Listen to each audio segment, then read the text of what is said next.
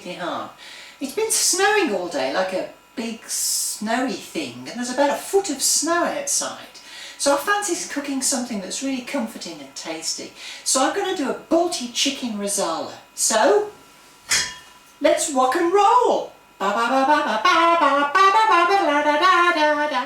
This is a spicy little number, and I've got 500 grams of cubed chicken breast, 1 finely chopped onion, a tin of evaporated milk, and this is the non-sugared kind.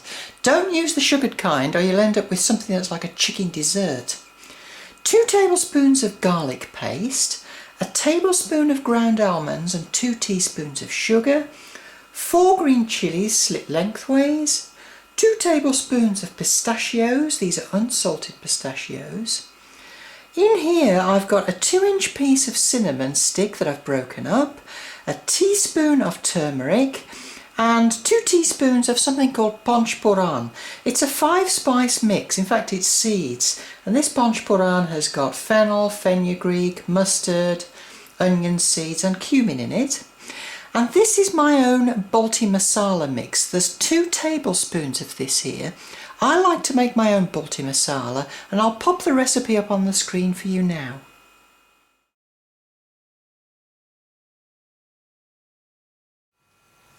I've added 3 tablespoons of ghee, or you can use corn oil, into my wok, and it's on a medium heat. I'll add the first spice mix and the garlic and just stir fry this for 30 seconds. Then lower the heat and add in the onions and stir fry these for about 10 minutes until they become translucent. I've been stir frying this for about 5 minutes, so I'm going to add in the chillies, the Balti Masala mix and the chicken, and I'll raise the heat slightly and stir fry this all together for about 5 minutes. Now I'm going to add in the pistachios, the sugar and almonds, and a little bit of the milk. Not too much at this stage, but just enough to make it liquid. I'll stir this all around, turn the heat right down, and I'm going to simmer on a low heat for the next 10 minutes, adding a little bit of milk at a time into it.